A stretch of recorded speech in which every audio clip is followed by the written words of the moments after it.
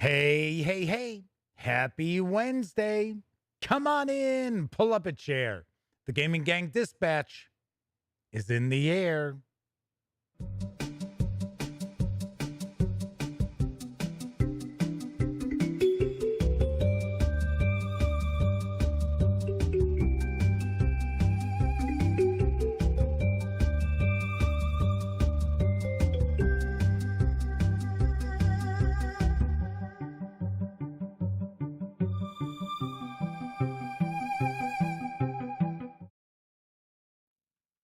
Jesus Christ.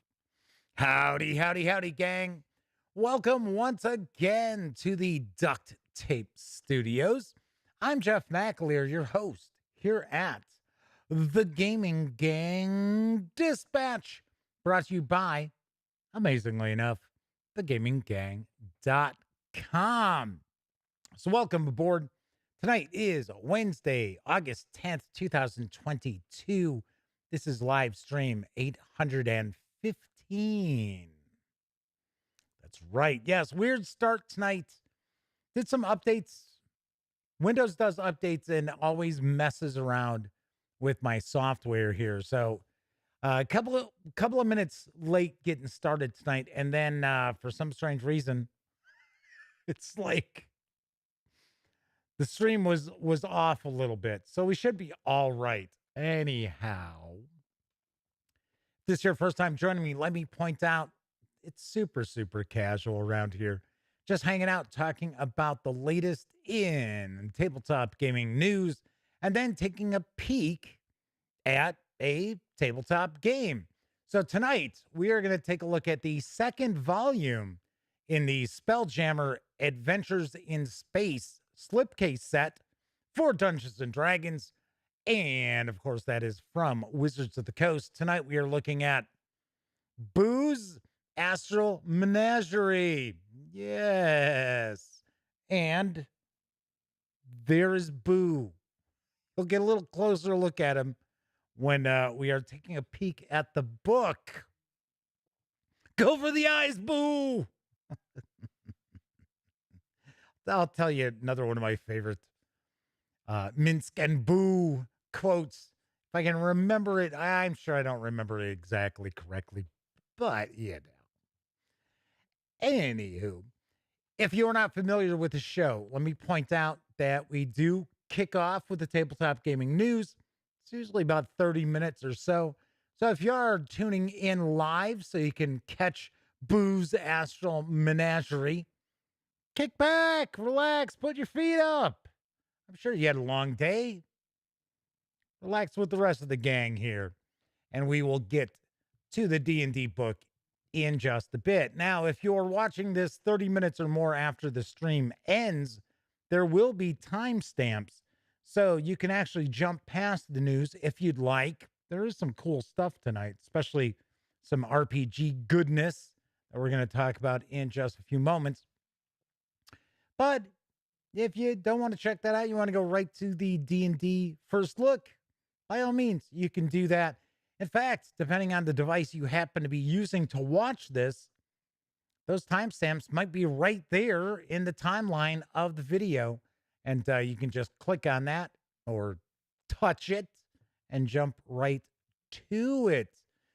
Also want to mention, when you're not watching videos on the Gaming Gang channel, be sure to visit thegaminggang.com for all latest in tabletop gaming news, reviews, and a whole lot more that you won't find here on the YouTube channel. There are a lot of people out there, strangely enough, they think that the Gaming Gang is just this channel, and it is certainly not. It is far more than just a YouTube channel. In fact, I think we were around 2 years, maybe almost 3 years before I even shot the first video. And oh my God, it was with a camcorder. Bad stuff. Bad stuff. I think we're talking like, I don't know, 640p. It's not even it's not 720 or 1080. It's kind of odd. Anyway, but yeah, it's how it goes. How it goes. Also, this is a live stream, so that means there's chat available. Now, of course, chat's not on screen. It's one of the ways I keep some of the more unusual commenters at bay. Plus, you have to be a subscriber to the channel for at least 48 hours before you can take part in chat. Yet another way that I keep some of the more unusual commenters at bay. But first out the gate tonight was Sarah D. Sarah D usually is lurking, but she is first out the gate. Kathy Evans is with us. Roll for Combat is saying howdy. Flaming Huron, Clint Gibson, the Motor City Madman himself. Yes, the Madman is with us, as well as Shane Sangster, who popped in yesterday. In fact, it's the usual gang so far looking on through. And Coco B is also here in chat. So chat is off and rocking and rolling already. We've got 3 of our 4 chat moderators hanging out. So that means be on your best behavior. Don't want them swinging that ban hammer, do you? I know we never, nobody ever needs to swing it, but yeah, I always mention it. All right, let's jump on into the news because now available for pre-order from Red Raven Games is Fall. Whoops. Yeah, I told you things were screwed up with this right now. Let's try that again. Hey, at least we didn't have the cats pop up. I started talking about, yeah, so-and-so's taking pre-orders. Oh, it's Hasbro Plus. This is last night's show. Hasbro Plus is taking pre-orders for, and then the picture of my cats popped up. It's like, no, Hasbro Plus is not taking pre-orders for Lala and Mango. No. Anyway, Nightfall is available for pre-order from Red Raven Games. There it is. Now we see it. Here's the latest. In Thornmar Abbey, an ancient order of holy knights watches over a sealed portal to the underworld. The knights must protect the elders, ancient sages who sustain the seal. After decades of peace, the seal has weakened and demons are emerging from the rift. The demons seek to battle past the valiant knights and kill enough of the elders to fully break the seal before morning. Imbued with the power of the gods, only those brave knights stand a chance of protecting the elders and stopping an army of monsters from flooding into the world. Nightfall is an asymmetrical team game for 1 to 6 players. One team controls the knights, who must protect the elders and withstand the demons until dawn. The other team controls the demons, who seek to break the seal to the underworld before morning. During the game, you choose a unique knight or demon, each with a variety of special powers, such as the Flame Knight's ability to surround his foes in fire, or the Bone Crusher's power to summon skeletal minions. The cards you play from your hand to perform actions can each be used in different ways, and a set of unique location tiles allows you to create the monastery with a different layout every game. Nightfall also features a campaign mode for 1 to 2 players. In this mode, you read stories while exploring the map of a haunted valley, drawing your path as you travel. Wander through crumbling churches, a sinister forest, and a dark mountain to stop the demons before the final battle at Thornmar Abbey. You must do whatever you can to keep your knights alive. The death of each knight means one fewer hero to combat the invading demons in the final battle. Nightfall is for 1 to 6 players, ages 14 and up. Plays around 45 minutes. It's going to carry an MSRP of $45. If you pre-order from Red Raven Games, you can actually get it for $35. It is slated for a Q4 release. Could be kind of interesting, a little bit different. You've got the knights battling the demons, so artwork looks pretty cool. Not too shabby. So we've got John Vogel popping in to chat. Good to see you, John. So this is going to arrive Q4. Now, I think, I might be wrong, but I think this was originally called Night Rift and actually kickstarted for Red Raven Games and hit its goal and everything, but then they canceled the Kickstarter. So maybe they were doing some new tweaks to the gameplay or something like that. But it is now available as Nightfall. All right, let's move on into our role playing game news because arriving in stores very shortly from Chaosium Inc. is RuneQuest Weapons and Equipment. Here's the deets. Wondrous items and essential goods for adventurers in the world of RuneQuest. RuneQuest Weapons and Equipment is an essential guide to a wide range of items, goods, services, training, magical items, and beasts for both players and game masters. Expand your armory. A plethora of new adventuring equipment, as well as new close combat weapons, melee weapons, and armor. Every type of hammer, spear, sword, and much more is detailed. Diversify your adventuring party with no character wielding the same statistics and rules. New and compiled rules for beasts of burden, mounts, and awakened animals. Prices and rules for war beasts, exotic animals, and pack animals accompany stats for riding equipment and even mobile dwellings. New rules for land ownership allows your adventurers to expand their foothold in Glorantha. The book contains rules for the quality of land, prices of different dwellings, unique land features, fortifications, as well as developing and improving your land over time. This 128-page hardcover is slowly making its way into stores. I believe it's supposed to be next month. This was available at Gen Con, but did sell out. So there is that. Anyway, I did not get to see it at Gen Con because it was already sold out when I filmed my interview with Michael O'Brien. So unfortunately, I did not get to see it. I have seen the PDF though. Anyway, the hardcover carries an MSRP of $34.99. If you order from Chaosium, you will also get the PDF absolutely free. If you purchase the PDF from Chaosium, you will get that amount credited to the purchase of the actual physical book. But if you only want the PDF, then you can, of course, go to Drive-Thru RPG right now and get it for $17.99.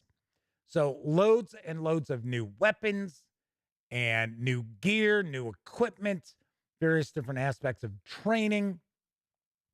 And of course, if you have not checked out RuneQuest, it is a standout game. It really is. Greg Stafford just did tremendous work on Glorantha and RuneQuest. And I got to be honest, I actually had RuneQuest before I had Call of Cthulhu.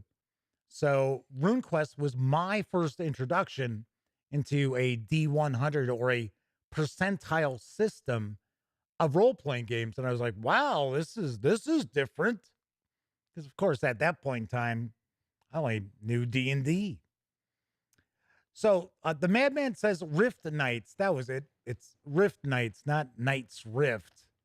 Surpassed its goal, but was canceled according to the Madman. That's what I had heard. I thought that was the case, but I wasn't sure.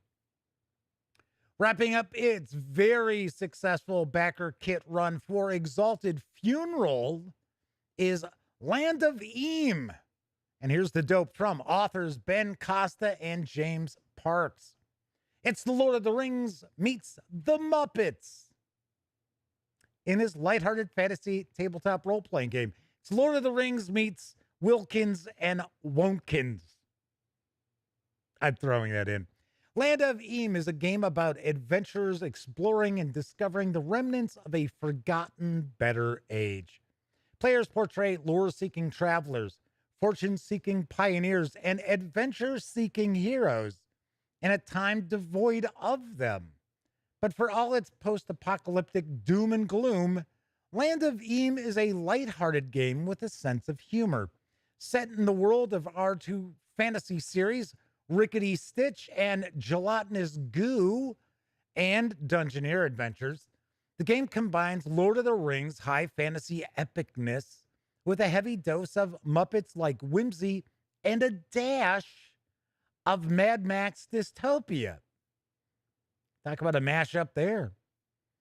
We're launching the core rulebook, approximately 200 pages, a bestiary with approximately 180 pages, and the first Land of Eam sandbox campaign setting, the Mucklands, just going to clock in around 400 pages. A realm of 6 unique regions filled to the brim with locations, NPCs, and quests.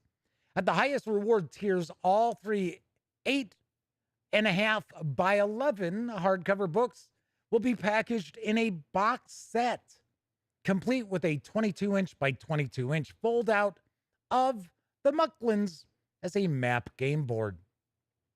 Land of Eam emphasizes player creativity and collaborative storytelling with character abilities that allow players to invent and shape the world around them. The game is more about role-playing, teamwork, exploration, and finding lost treasures than it is about always fighting monsters, though that's definitely part of the game. There is a short, just over a minute, video to give you a better feel for Land of Eam.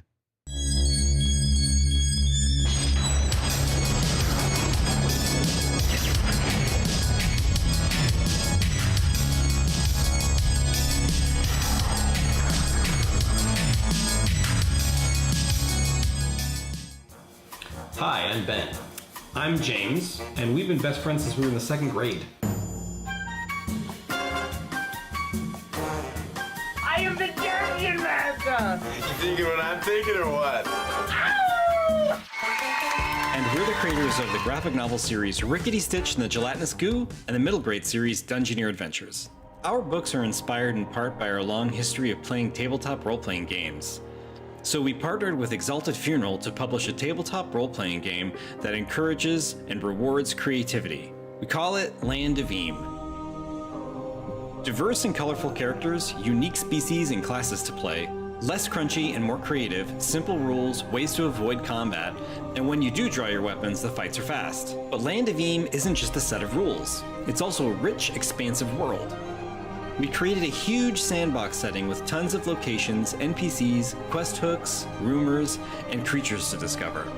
We've also assembled an amazing team of artists to bring Land of Eam to life. The money raised during this campaign will fund the costs of design, editing, and tons more art, not to mention all the extra content we have in store for you.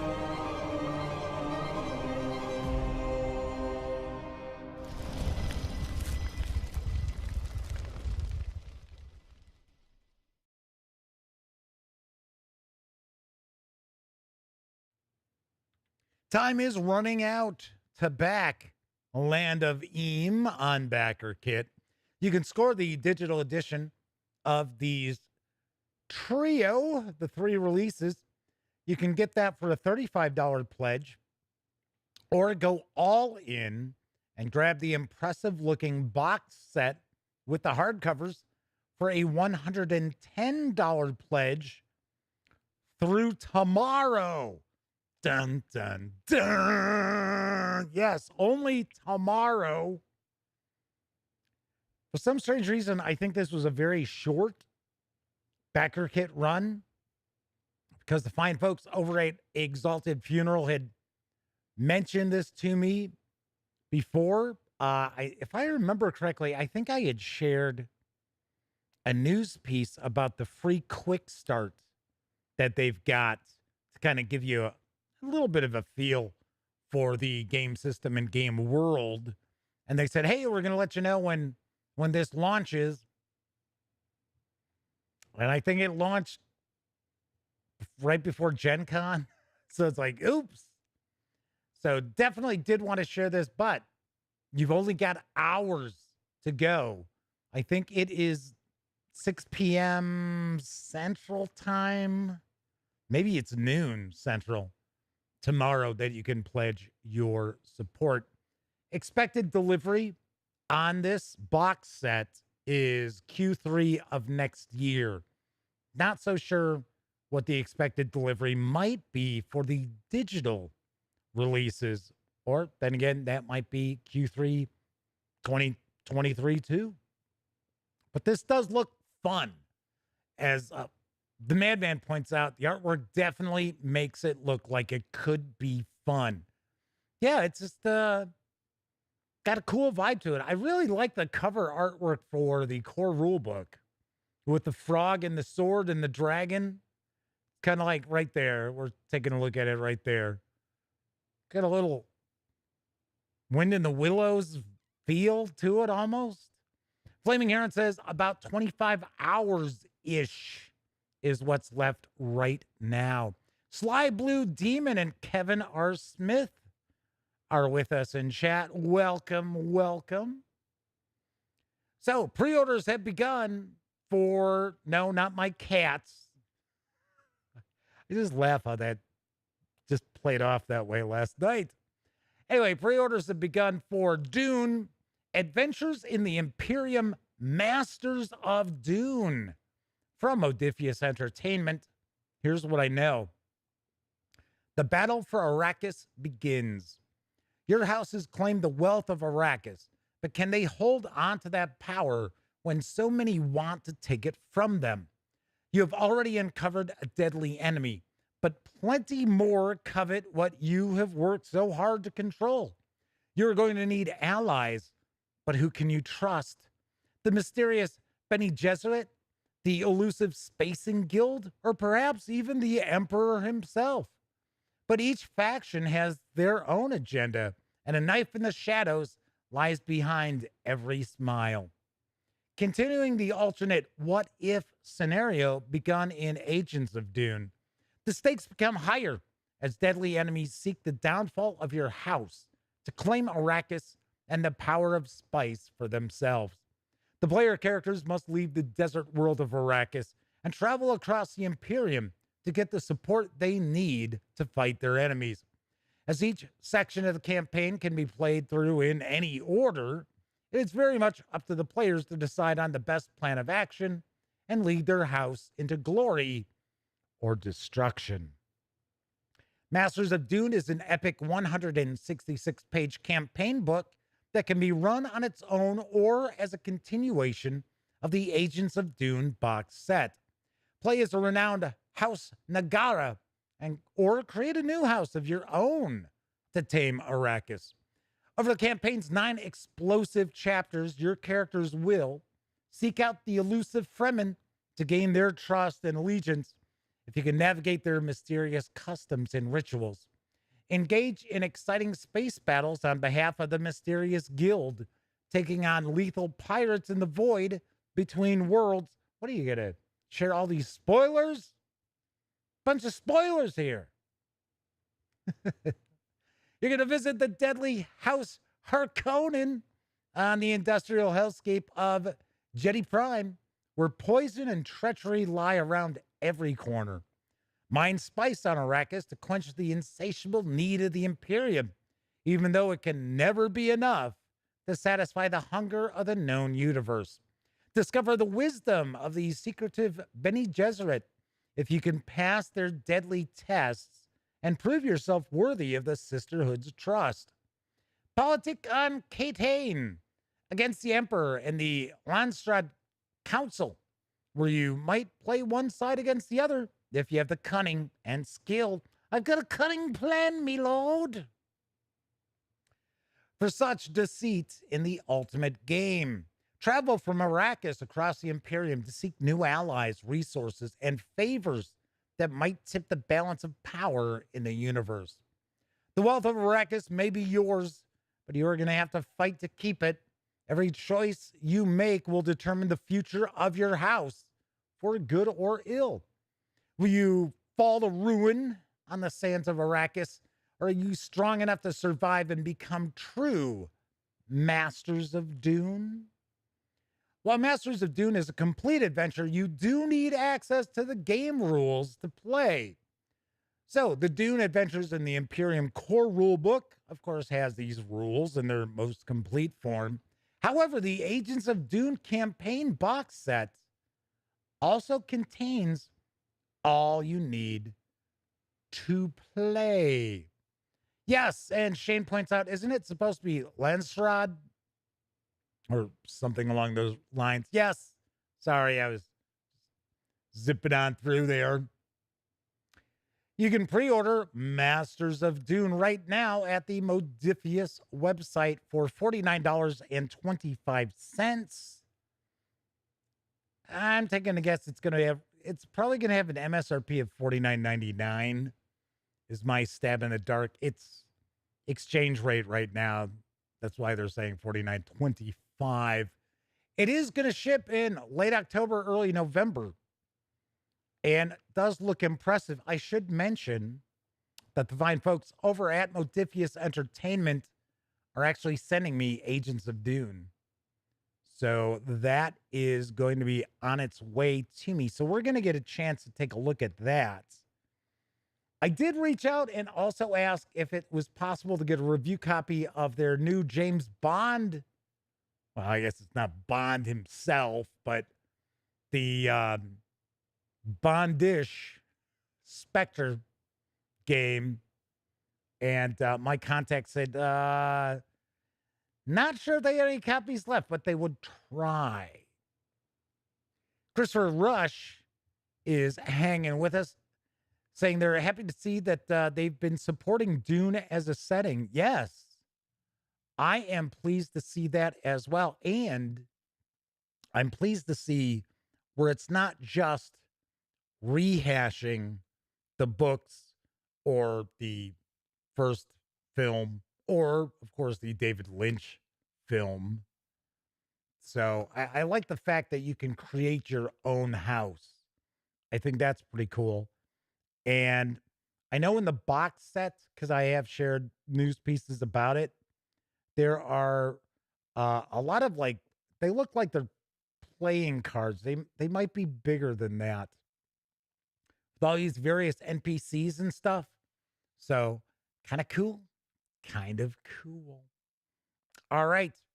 So my final news piece coming early next year from Cubicle 7 Entertainment is Doctor Who, The Secrets of Scarivore.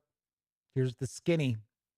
In a time before humanity, even before the rise of Gallifrey, Scarivore was imprisoned for its crimes. Last of a long-dead species, it slumbered, sending its influence out into the stars. Now it seeks to rise again, to extend its evil dominion over the galaxy. The Secrets of Scarivore is a collection of 4 new adventures that can be played as standalone episodes or as a series of connected stories that lead the characters to the Wild West and distant worlds, encountering Draconians, Solarans, Zygons, and more, before finally facing the terrifying Scarivore itself.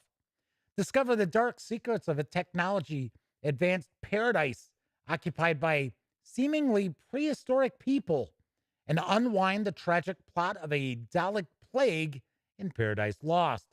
Marooned on a strange planet where advanced technology doesn't work, your Team TARDIS will have to unravel the mysteries of an apparently magical medieval society and solve an interplanetary diplomatic crisis or I should say crisis, it's just one, in a kind of magic. It's a kind of magic. Yeah, little Queen there. Not sounding anything like Queen. Travel the Oregon Trail and hopefully not get dysentery with a wagon train filled with refugee aliens in Westward Bound and protect their secrets from a sect of deadly bounty hunters. Buried deep beneath the streets of modern-day London, a nightmarish creature stretches its malign influence across space and time. Only a team of terrific time travelers can stop it in the Mandala of Scarivore. This 110-page hardcover is going to be available in the first quarter of 2023. It's going to carry an MSRP of $34.99, which will include the PDF if you order from Cubicle 7 or one of their retail partners. Or you can grab the PDF right now for $19.99. Yes. Yes. A little Doctor Who role-playing game. Second edition, which is hitting stores very soon. In fact, we'll talk about that a little bit later. But once again, my pals over at Cubicle 7 Entertainment, they are supporting all of their products. Very, very cool. Nice to see some Doctor Who stuff. There's a planetary book, which is also coming. I think that's Q2. I might have a news piece about that on next week's show. But always good to see adventures. I'm fine with, supplements and gazetteers and things like that, but give me the adventures. As Christopher had pointed out, the spice must flow. In fact, so did Shane. It was probably in stereo that they were saying that while we were talking about Masters of Dune. Yeah. Kevin says, don't worry, nobody can do a good Freddie Mercury impression. Oh, gosh, no. Flaming says, come on, with the mustache, it'd be uncanny how much I would look like Freddie Mercury. Not even close. Not even close. Mr. AT has arrived. All four of our chat moderators are hanging out live with us tonight. How about that? So we're going to jump on in and take a look at Dungeons and Dragons Boo's Astral Menagerie in just a moment. But did want to mention, yes, my best friend Elliot Miller, down with COVID. His son, who was with us at Gen Con, down with COVID. Down goes Frasier. So far, I'm all right. Fingers crossed. Oh, I certainly do not want to come down with that nonsense. Oh, no.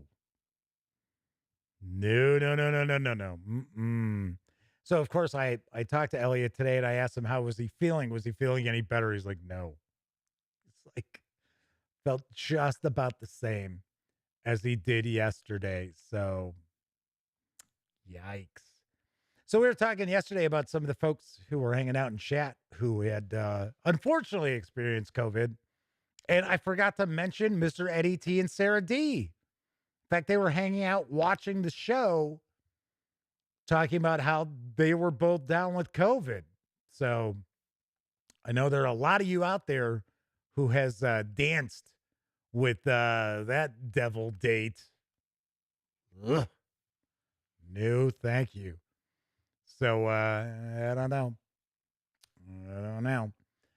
Yes, so Mr. AT says, yep. So hopefully none of you out there are suffering any of that long COVID bullshit.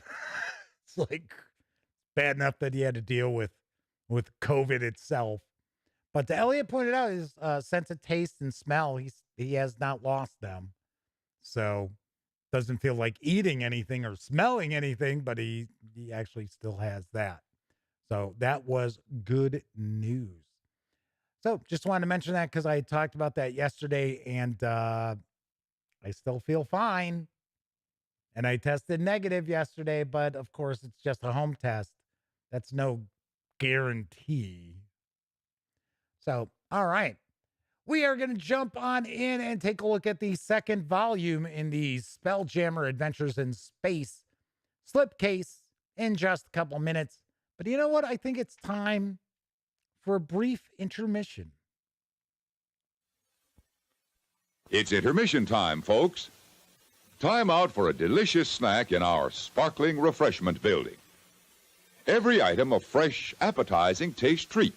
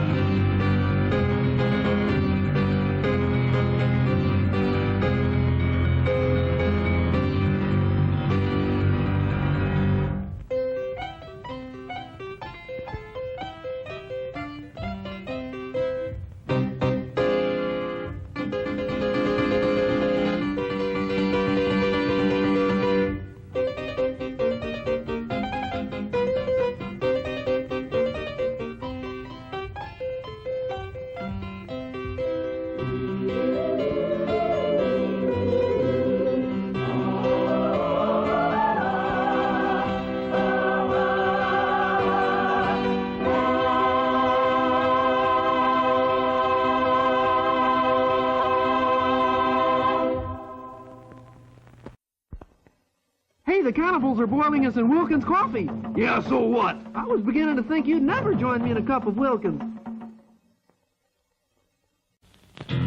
Monsters do have their place. In the zoo, in your nightmares, in the deep, in your favorite horror movies. But not in your living room, on your TV.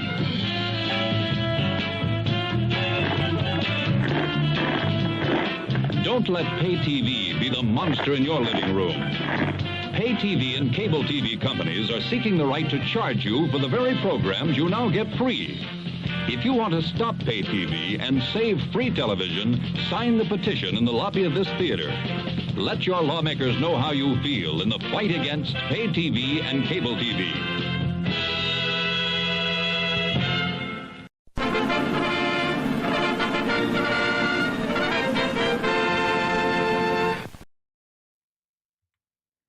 Wonkins is eaten.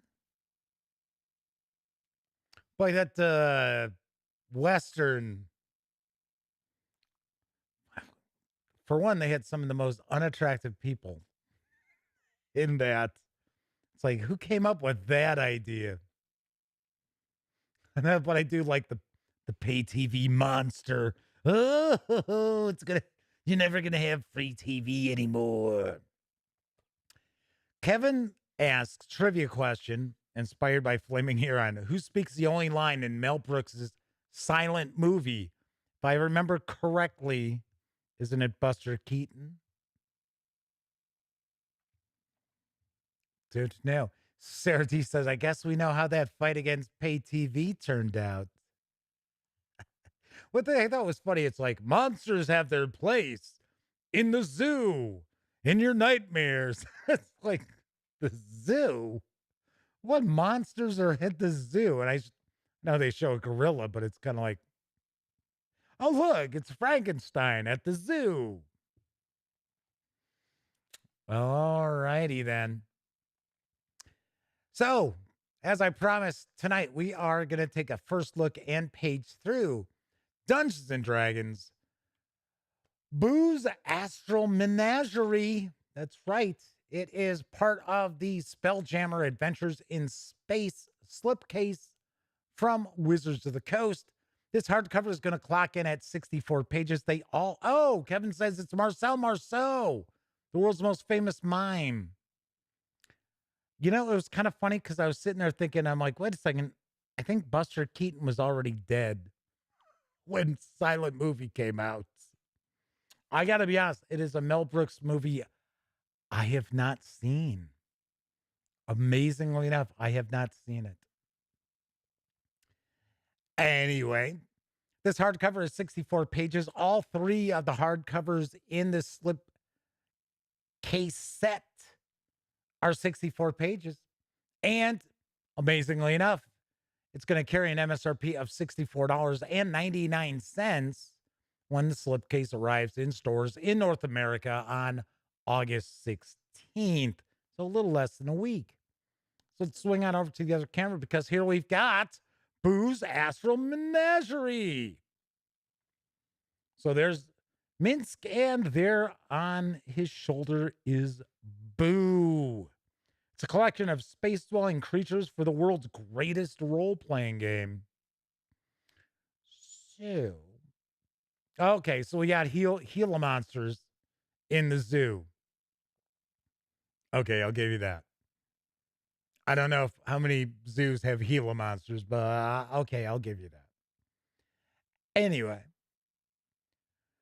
So, before we dive on in, do want to point out that the fine folks over at Wizards of the Coast did provide me with the slipcase as a review copy, but neither I nor anyone else affiliated with the gaming gang has received any other sort of compensation for me to share this coverage with you. And these days, it's important that you know that.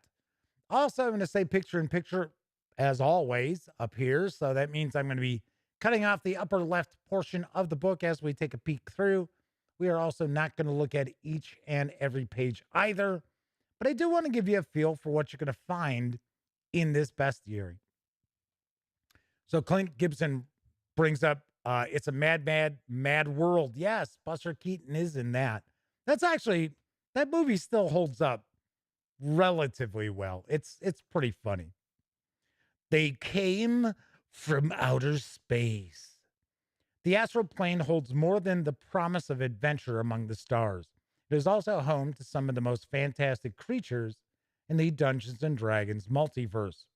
Boo, the space hamster whose adventures with Minsk the Ranger are legendary, presents this compact collection of cosmic creatures to populate your Spelljammer adventures. Boo's Astral Menagerie is intended for dungeon masters. It contains descriptions and game statistics for more than 60 space-dwelling creatures, astral elves, cosmic horrors, lunar and solar dragons, murder comets, space clowns, and more. Kevin says he's got a rock. Good to see you, Kevin. We'll catch you next time, hopefully next week. So let's jump on in. Christopher points out they are looking forward to the murder comet. There you go. There's Boo. All right, so I'm trying to remember the quote from Minsk, and he says something like, "See the fury on Boo's face. It is small, but it is there. Take my word for it." Something along those lines. All right, so here we've got our credits. Project lead and writer, Christopher Perkins. We've got all our illustrators and other contributors as well. I'm not going to read through them because, for one, it would take me probably 10 minutes and I would mispronounce a vast majority of their names anyway. So this is a ship of space clowns. Once again, I am going to point out that there's Boo again. By the time Spelljammer came out for D&D, my friends and I were already gone from Dungeons and Dragons. So I know very little about Spelljammer. I mean, I know kind of, the premise of it, but as far as, like the ships full of space clowns, it's all new to me. So we have creatures A to Z. Boo is hamster. More precisely, he is a miniature giant space hamster, a rather famous one, in fact. Boo's adventures with Minsk the Ranger, as well as his ferocity, are legendary. But Boo would be the first to tell you that he is just one of the countless amazing creatures that hail from the starry realm known as the Astral Plane. Apparently, giant space hamsters aren't as bright or as legendary as their smaller cousins. Minsk has shared this information and a host of other pieces of lore from Boo freely and loudly during his travels. This book presents much of that lore, but don't expect commentary from the famous hamster himself. He's too busy saving the multiverse and, as Minsk might put it, kicking butt for goodness. Connor Dunning and 245 Trioxin have arrived. Connor's asking, what is my tabletop role-playing game of choice? I have a few that I'm a big fan of. I've pointed it out time and time again. I have run Call of Cthulhu for decades. I picked up Call of Cthulhu when it first came out in the 1-inch box. In fact, that was what was cool about us taking a peek at that 2-inch classic box. I thought that was pretty wild when we took a peek at that on Monday. So I like Traveler. I think Traveler's very good. I like Warhammer Fantasy Roleplay. I think Cubicle 7 has done a fantastic job with that. Old School Essentials is good. I have been reading some Castles and Crusades for review. So yeah, there's a lot of stuff out there. I mean, I like Pathfinder, Starfighter. 5e is fine. Sometimes their books just don't do it for me. All right, I'll say like, it's okay.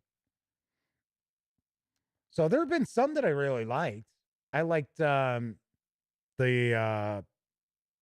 Witchlight one. I thought that was excellent. All right, so here we go. We've got Artux, intelligent plant creatures that live to wage war. I guess they're like Triffids. So we've got our Astral Elves. Once again, of course, I am going to be skipping some pages here. We are not going to look at each and every page. Pretty cool artwork. So it looks like we're going to get some, a good amount of page space devoted to these creatures here. Now we've got 60 over 64 pages. So we're not going to see a lot of page space devoted to each of them. Clint says they watched an interview with Christopher Perkins, if that's how you spell it, but Murder Comet came from spread needs and a filler in alphabet order.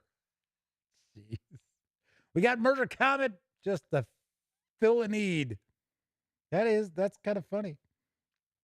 I've heard from various different people who talk about like the Monster Manual and how they hated like the entries where it's like dog, herd animal. So like they'd be like, the hell's that doing in there? It's like, well, you need the stat block. You actually do need a stat block for it. Cosmic Horror and the Dwar, who look like penguins. Dwars are short, pudgy, flightless avians that look and move. There you go, like penguins. It's right there. So. Should point out the paper stock for this book as well is very thick compared to what we usually get in D&D books. And I think part of that is to make these 64-page books a little heftier and a little thicker in that slipcase. We got the Gaj. Gaj are hideous hunters that prey on other intelligent life forms. They crawl on 6 insectile legs and attack with their mandibles.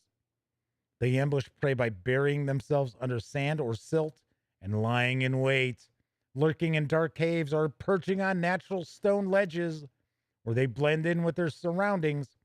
Gosh, have no language, but they have the magical ability to understand the speech of other creatures. Wow, that's kind of unusual. And they look like they are huge. No, they are large. So that is a human there, or humanoid there. See what else we got here. The Gith Yankee.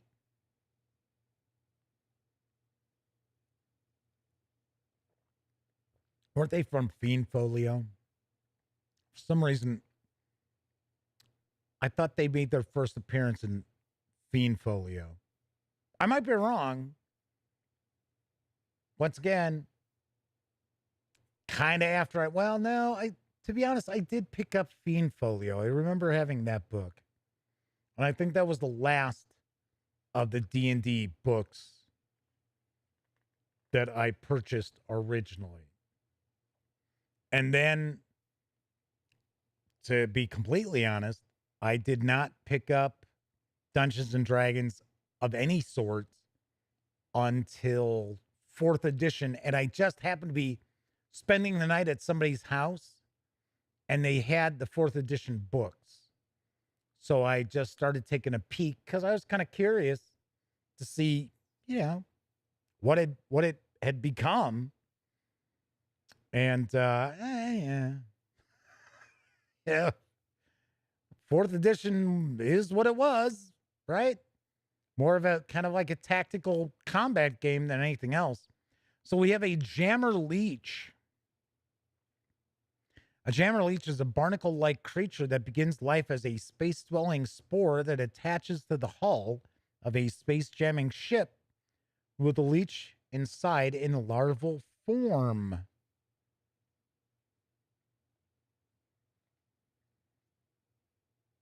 Well, looks like we had a few pages devoted to dragons. So we've got the lunar dragons as well as the solar dragons. Here we have a megapede. It's an enormous centipede that can be as much as 150 feet long. Yowza. I will mention a lot of this artwork has kind of a, I don't want to say, I guess I'll say what, kind of like a watercolor look to it. And of course, obviously, it's not. The great majority of this artwork is probably just digital art. But kind of interesting, like we saw here, like this also kind of has kind of a softer look to it. Interesting. There we go. There's a murder comet. Evil spellcasters create murder comets by combining the essence of earth elementals with that of fire elementals. A murder comet looks like a screaming stone head wreathed in flame. That doesn't look like flame. It trails fire behind it as it flies through wild space, either singly or in a posse with other murder comets, looking for ships, crews, and other unsuspecting targets to destroy. Murder Comet's creator can bind their spirit to the comet. In this form, the comet's creator becomes ageless and immortal, free to race across wild space without need for air, sleep, or sustenance. The murder comet's face takes on the appearance of its creators, and its statistics change as follows. Replace the comet's intelligence, wisdom, and charisma scores with those of its creator. Replace the comet's alignment and languages with those of its creator. But they're only created by evil spellcasters, so there is that. Christopher goes, woo! So Clint says in the Chris Perkins interview, he asked for concept art for another creature. That artist put in a space guppy in the corner and said, I want a space guppy. So that came from the artist. So there is that. All right, what else we got in here? Just skip it along. Surlons. Surlons are malevolent worm-like creatures that live on the astral plane. A fully grown specimen is 7 feet long. They have legs that end in hooves and arms that end in hands with 3 long fingers. As a little tiny spider is actually going down towards the book. Here you go, buddy. Just put his little web on the end of the table there. You keep going. Anyway, a Surlon's eyeless head resembles that of an earthworm capped by a maw ringed with teeth. Oh, that's pleasant. Surlons adorn themselves in richly colored robes and rarely wear armor or carry weapons. Man, that is one fine dressed earthworm over there with legs and hands, with hooves and hands. We have the Rhaegar. Rhaegar are androgynous folk who evolved into a humanoid shape from a species of cephalopods similar to octopi, thus their hair looking like that. See, more of this artwork that it's almost got kind of a sketch feel to it too.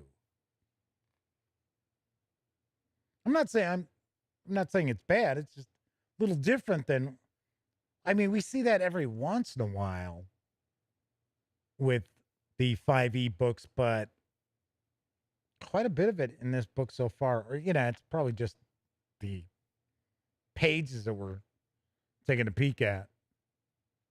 So we've got our solar dragons there. Space hamsters. There we go. I was kind of curious if we were going to get space hamsters. So we got giant space hamsters and space hamsters, which are tiny. So these are large tiny. Space hamsters resemble their terrestrial kin, both in their appearance and general demeanor, and they come in a variety of colors. We also have space swine. See, something like this, to me, just smacks of being silly. Do we need a winged boar? I don't think so. Don't know. The thrycreen. I've heard of these before. They are carnivores with insectile features and 2 pairs of arms. Because their bodies are encased in protective chitin, they tend to eschew armor. Although thrycreen don't need to sleep, they do require periods of inactivity to revitalize themselves. All right, and our final page, it is the Zodar. The Zodar is a bipedal how about English, Jeff?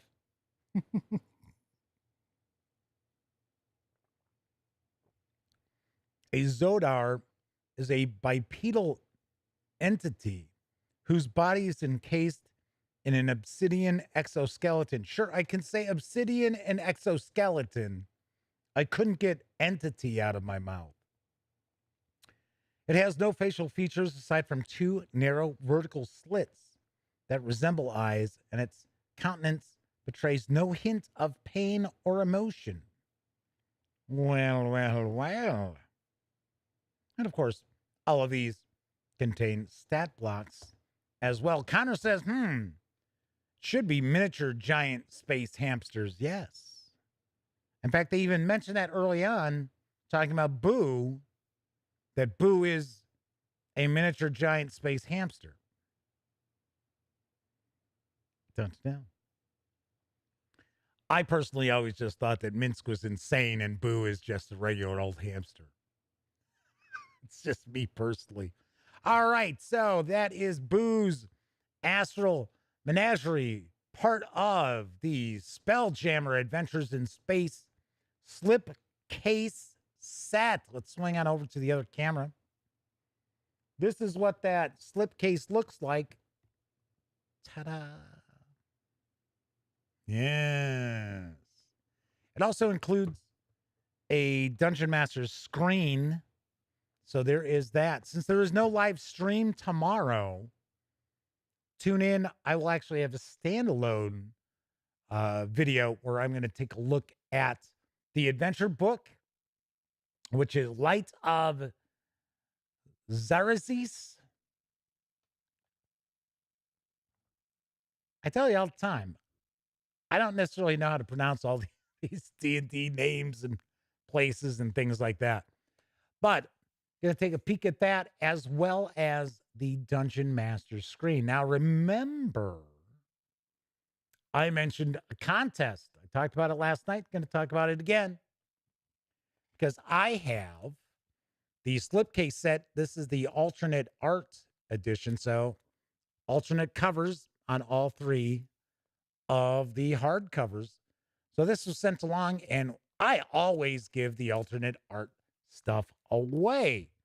So what I'm going to do is I've got a contest. I'll tell you exactly how you can get into the running. The contest is going to run until midnight, August 15th. So that is Monday. And that is because I will have my review out on Tuesday, the 16th, which is when the slipcase set is coming out. So I'm going to have that. I'll probably have that up in the morning. Have that ready for you. Anyway, so few things. Number 1, you got to be a subscriber. All my contests, you have got to be a subscriber to be in the running. I don't mind if you might want to thumb up the videos too. That helps. So, of course, there are 3 videos tackling each of the 3 books. So what you need to do is you need to leave a comment on each of the videos saying what you're looking forward to from that book or Spelljammer in general. So in essence, you have to have 3 comments, 1 on each of the 3 videos. And the comments must be different. They cannot be the same thing. Can't be, unlike Spelljammer. No, ain't gonna happen. Tain't gonna happen, Dooley.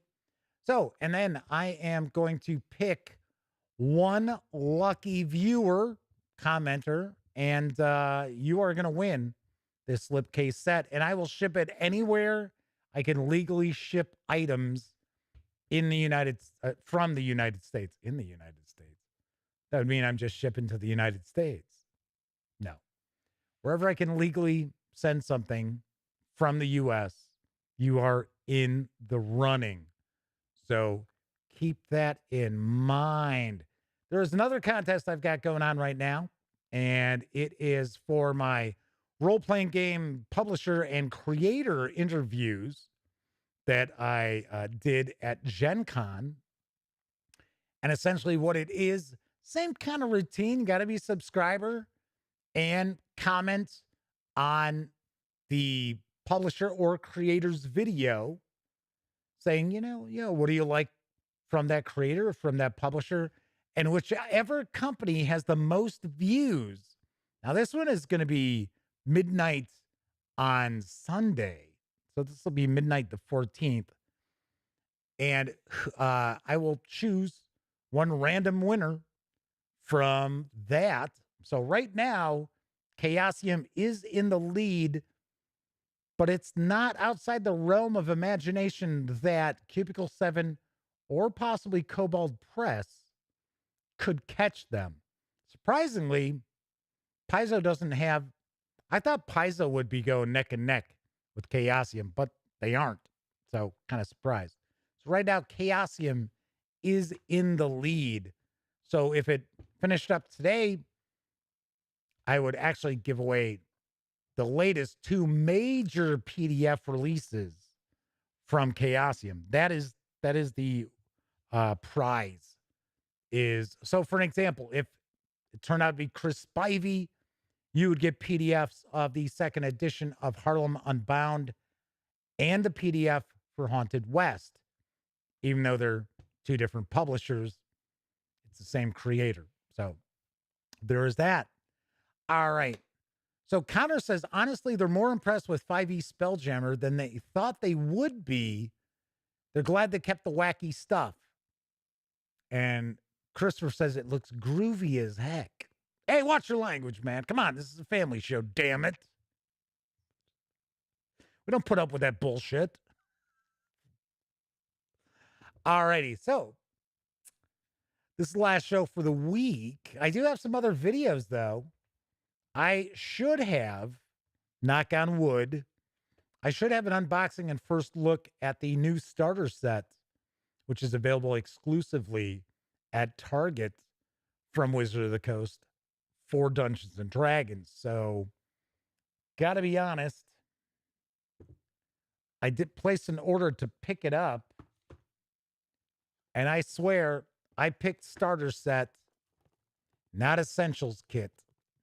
And then, of course, the Target near me, I get an email saying, oh, it's not available there. We said it was in stock, but it's not. So now you're going to have to drive 20 miles to the next closest Target that's got it. I get there. I just grab it. I glance and I see the blue, because the new starter set artwork on the cover is kind of similar. There's a blue sky and that. And I get home and then I look and I'm like, oh, for crying out loud, it's the essentials kit. So I didn't feel like having to drive all the way back again and then finding out, oh, well, it's sold out. I just ordered it online. I'll just take this and return it to the Target near me. Anyway, I was talking about Doctor Who, the role-playing game, earlier. And on Monday's show, we're going to take a look at the limited edition. So thanks to my friends over at Cubicle 7 Entertainment, we're going to take a peek at this. We're actually going to take a look just to see what this is. And then we will actually do the page through of the standard edition. So Dominic McDowell gave me both. He was like, you want one for your shelf? And I was like, I thought he was talking about, you know, this because I'd asked, because I said, I haven't seen it. I mean, I got the PDF, but usually I wait until the physical release is on the horizon before I start taking a peek at stuff. And Dom gave me both. I was like, oh, okay. It was kind of funny because I pretty much had everything else. So I don't need all of the soulbound stuff in hardcover. So since Sammy's the one doing reviews of that, although I do get them from time to time. And the final chapter of Enemy in Shadow. Oh no, I'm sorry. Enemy Within for Warhammer Fantasy Roleplay. The book just missed hitting Gen Con because I would have grabbed it because I am waiting to share my review of it. So, and if you're kind of interested in what's going on with Cubicle 7 Entertainment, by all means, check out my interview with Dominic McDowell. We talk about a bunch of stuff. So Shane is asking, do I record or do any live streams of like games I run? I believe that's what they're asking. If I record any actual plays, I don't. I tried one for a Call of Cthulhu, the Haunted House, although I forget what it's called now. I think it's The Haunting. They've changed it. The only other time I do that is when we have an Extra Life charity event, which I'm probably going to do again this November if we can get people together. And it is possible I might just run a role-playing game because we did do that the last time. We didn't do it last year because of COVID. But the previous Extra Life Day, we did 12-hour live stream, and 6 of it was spent. I ran a one-shot Call of Cthulhu adventure, which was from their Atomic. Well, I kid bashed the hell out of it, but the original adventure was from the Atomic Age Cthulhu book from Chaosium. So I really don't. I think a lot of the people that I play with probably wouldn't, because I could even tell with my nephew and his girlfriend at the time that they were very aware that the stream was being recorded. So it was like, Connor's like, 12 hours? Yeah, well, the Extra Life Day is supposed to be 24. A lot of people stream video games and they play for 24 hours. And we did 12. So, all righty.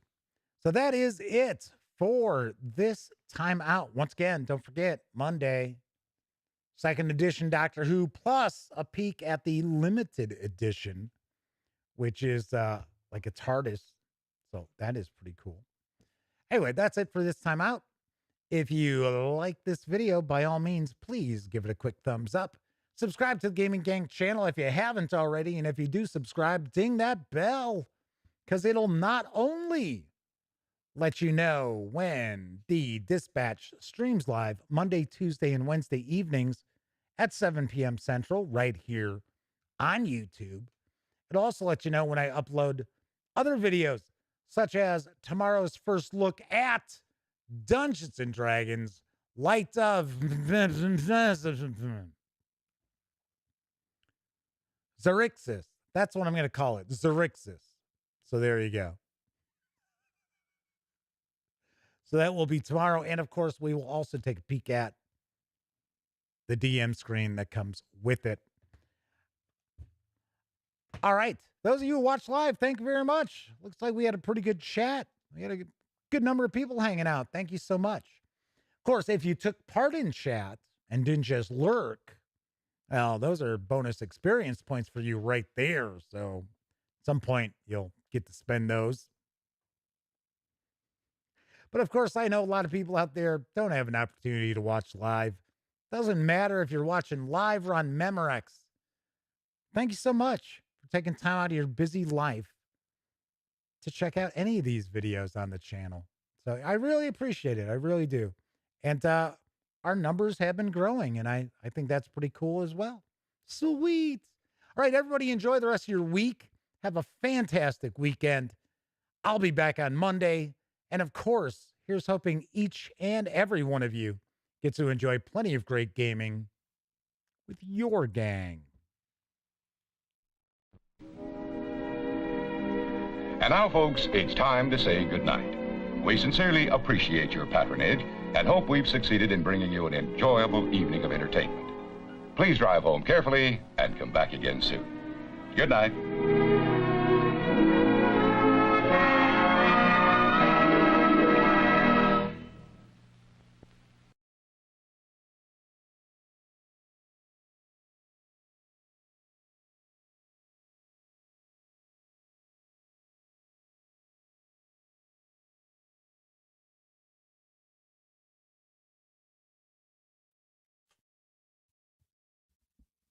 Oh, hey, you're still here. Well, if that's the case, by all means, subscribe to the Gaming Gang channel by clicking right here. Check out the latest episode of the Gaming Gang Dispatch, or find out what YouTube recommends you check out from the channel. And of course, once again, I'm Jeff McAleer. Thanks for watching.